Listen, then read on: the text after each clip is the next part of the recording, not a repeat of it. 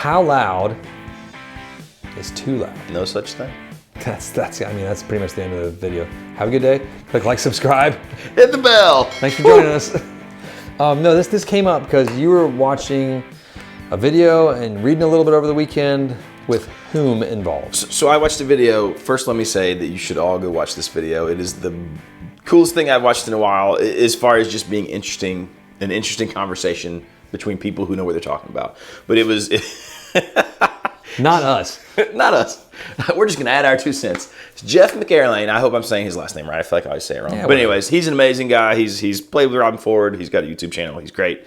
But he had good old David Grissom and Matt Schofield on. Those two guys are insane players too. Both amazing players. If you haven't heard of David Grissom, they all are. All three of those guys are stupid good players. But yeah. Or check out Matt Schofield too. Some of his stuff he does with Josh Smith on the Two Rock videos, outrageous. The playing.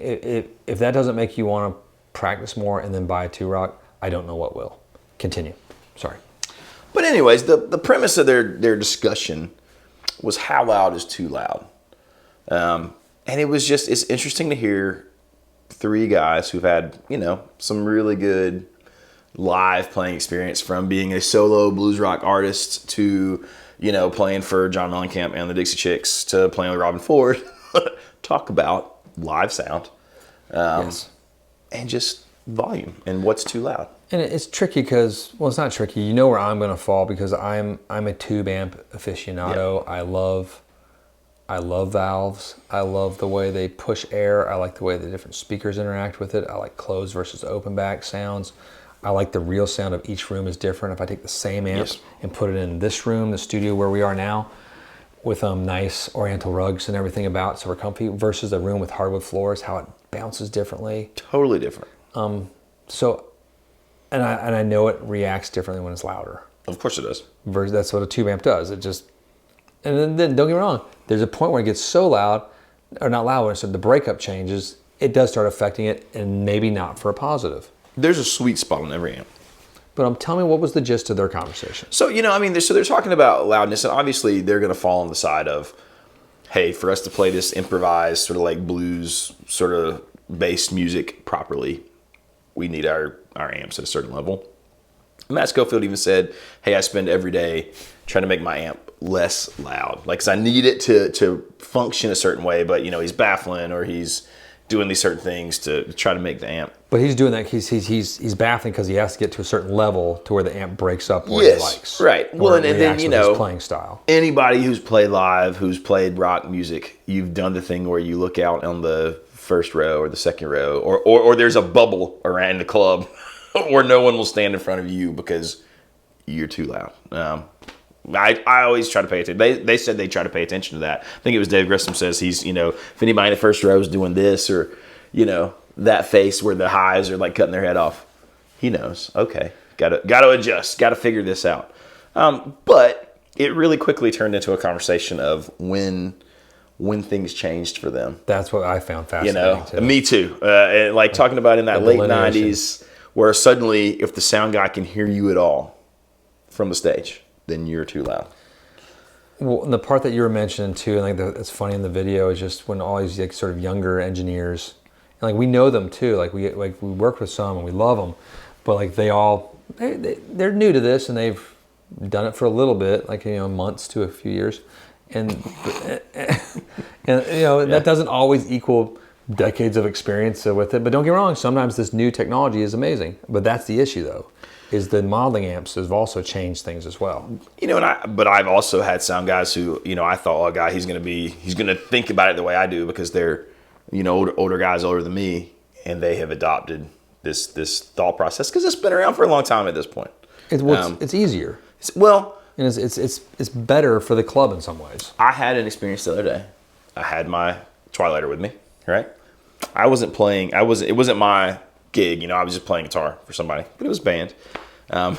My Twilighter's behind me on the floor, and I had it. Still, we're talking barely turned up, nowhere near 9 o'clock on the volume, nowhere near. That's loud on the Twilighter, but it sounded nice to me, and it was where the overdrive pedals and my boost pedals sounded nice with it, and I could hear it. And I hate it in the monitor. I hate it. It never sounds good. So do you like having some of it in the monitor? I hate it. Okay, got it. I hate it. Got it. Just want to make sure. The same way that Derek hates it when I whisper, like I just did. He does hate when you whisper. He hates when I whisper too, but I think he hates it more when you whisper. I don't know. It's the beard. Sorry, Derek. The beard Sorry. fluff. I apologize. I was caught up in my emotions. But anyways, so my Magneton's back there. It's not very loud. It's still probably barely over the drums. Barely.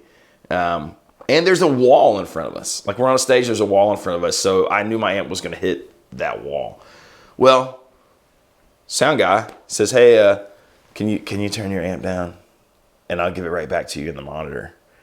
And it didn't register to me that he said, I'll give it right back to you in the monitor. And I was like, huh? So I turn my amp down, and then he makes it twice as loud for the monitor.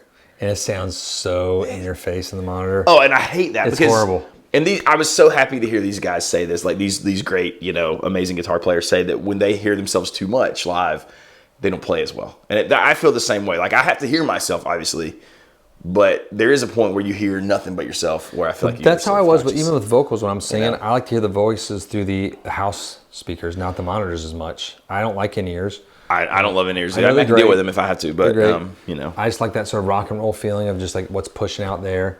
I consider myself the modern day Vince Neil, like what he's doing now, sort of squeaking and squawking and singing. But I just could not understand why the monitor stage volume is acceptable. Well, because that's not going out there as much. My amp was. Next time I play there, I think I'm going to try to put my amp in front of me. Turn it. That's what us as guitar players need to be doing a lot. You see the Joe Bonamassa syndrome of like he has these great high powered tweets and he cranks them, but he baffles them all and he puts the plexi in front. He's also Joe Bonamassa. He can do whatever he wants. They had a fantastic point. They talked about Joe Bonamassa specifically and stage volume, and they had a great point about it. I mean, obviously, give us a point. Well, they were saying that one of those guys had sat in with Joe Bonamassa. And they were saying that how he, had all those high-powered twins and like a Dumble and a Marshall, and they're all plexiglass. And then when he would hit a note, it was huge, but it was almost atmospheric in this hall they were in because of it being all 7 amps, And that he plugged into one of Joe Bonamassa's high-powered twins just straight in, and I don't think it was baffled. And he was saying that he thought, listening back, it cut through in a better, different way. Like obviously Joe Bonamassa's tone was huge and great, right? But he liked sort of the direct tone of the 1 amp. Well, that's kind of like what Clapton ended up doing, going back to twins, like high-powered twins as well. Like it's funny, and it still sounds like Clapton. Oh yeah, you put Clapton on Blues Junior, you put Clapton on. It sounds like Clapton, but it's and his latest stuff sounds phenomenal. If you haven't checked it out, it's really good. But the playing is really good. Really, the voice is great as usual. The production is great. I was just glad that there was the songwriting thing was like a while ago, but this new one, this has got to stop one. This is great. This is a good song. Yeah, this is a great song. But the playing is everything's point on. Yeah.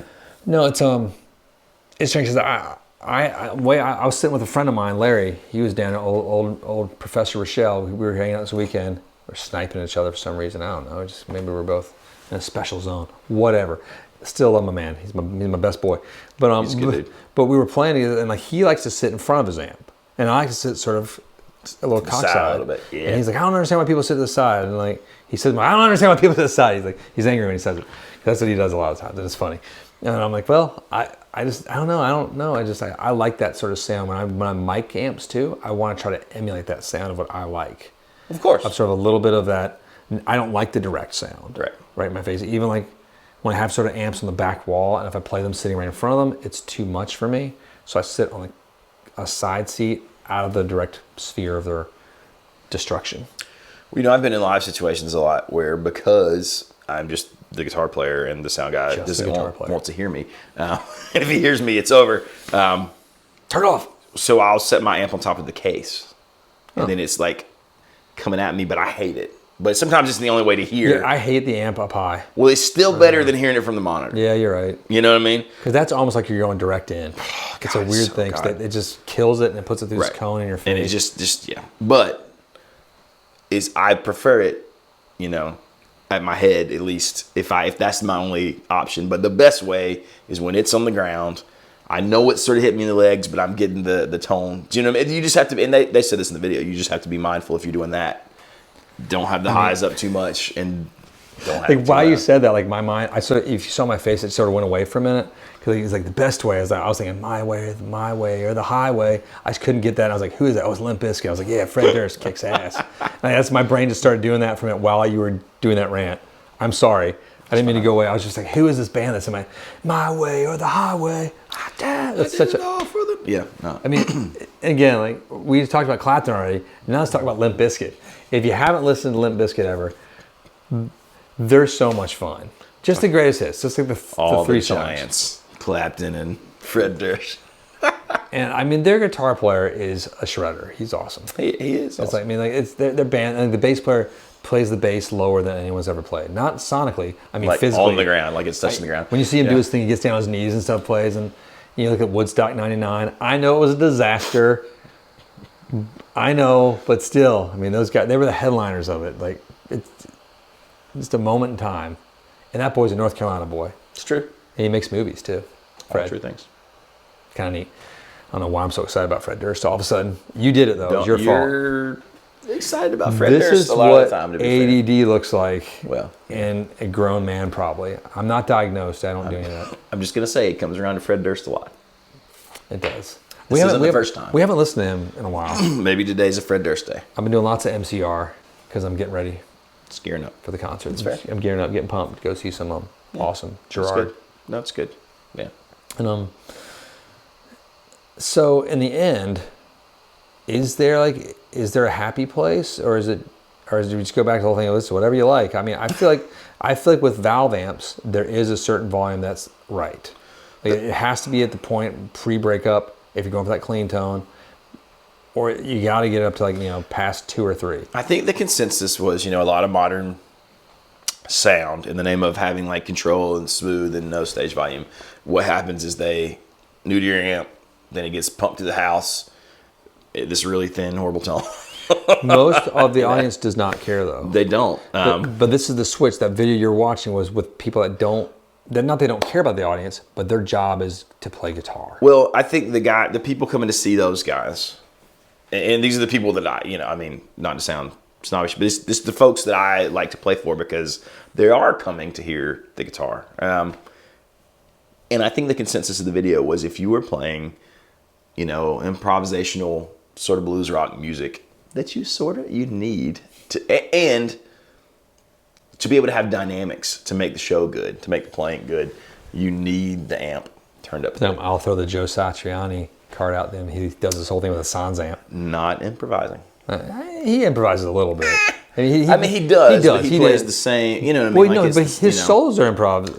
But they are. He's doing the lines that are like the lead melodies. I just don't. He's not interacting with like an organ player and a bass player in the same way that like a Matt Schofield. Well, because he's an alien. He doesn't need to. He's better than everybody ever.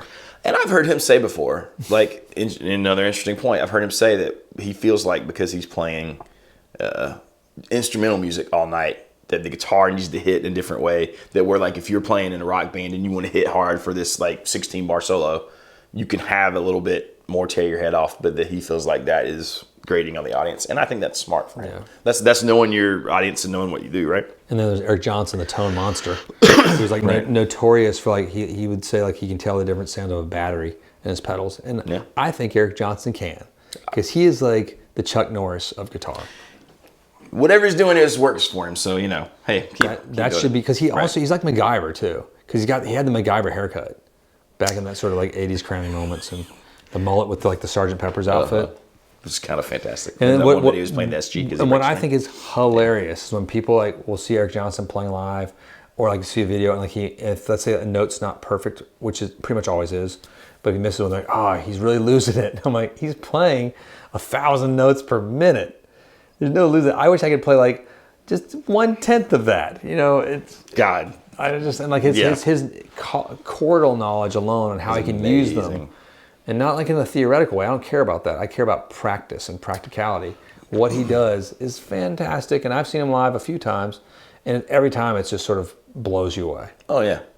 It's just, and his acoustic album was just, and then I just threw the guitar down. I was like, I'm just done. They talked about Eric Johnson in the video as well, because they're, Dave Grissom's Austin guy, right? So he's been around him. But he was saying that his stuff actually isn't as loud as you'd think, but part of it is because the high end is rolled down so much on his dirty sound, on his Marshalls. it is. It's very like, it's that almost Because you can have a horrible loud, throaty sound, yeah. like that high end piercing loud, or you can have a really pleasant loud. Versus Eric Johnson's a very different cut through, because Ingve's like sort of shredding, like touching lightning bolts, and like Eric Johnson's like sort of taming Neptune and bringing these oceanic like powerhouse solos to your. It's not Marshall-y. Yeah. Because like he plays a Marshall in a way that I really like the Marshall. Yeah. And so I grew up really. I was obsessed with Stevie Vaughan and Eric Johnson. He's like sort of the guys that in my middle school period, and their tones helped shape a lot of what I love, and sort of try to get. And yeah, I can hear that. And yeah, so I like those guys. And now I just like play pretty clean amps. I love amps. It's a problem. Well, thanks for sharing your knowledge, John. Hey, man. I don't know if it was really my knowledge. It was just really smart people's knowledge. We were saying the point is go watch that video. You'll get stuff out of it. But I think I agree. I think with that sort of music, you need to be a certain level of loud. Modelers be damned. Modelers be damned. Just make sure it's the right, pleasant kind of loud. Yes. I know exactly what you're talking about. No name shall be mentioned henceforth. Nope. Enjoy. Thanks for joining us again. Thanks for clicking like and subscribe. And that thing. The bell. Don't whisper. Derek. Sorry, Derek. Hit the bell. God, what is this? The world might end if you hit the bell. You don't know. It's a new theory I'm working on. Okay. What's that song that they play during the Silence of the Lambs, like when he's dancing with his like wiener tucked in between? Sean was mentioning that the other day in the shop. And I don't know. I was like, I don't know what you're talking about. I haven't seen the movie since like it came out. I don't remember this. Anyway, if you know it, just share it. We think that's fun. Little fun facts in life. And that guy's a great actor, by the way. He is an actor. He's an actor. They're all actors now, but he's great. I'm just saying actor because it sounds fun. Like Transformer. Seems fancier. He's a great actor. He's been in a bunch of stuff, man, throughout. Like he plays cops really well. He plays weird serial killers. Not so weird by today's standards anymore, I guess. Yeah, it seems normal. You want to put him in the bucket and send him back up. It's progress. Call that progress. Yeah, we've really come a long way, kids. I'm gonna go do something. We'll talk about some more video games later. Go turn up some amps. Let's turn some amps out. Loud. Thanks for joining us.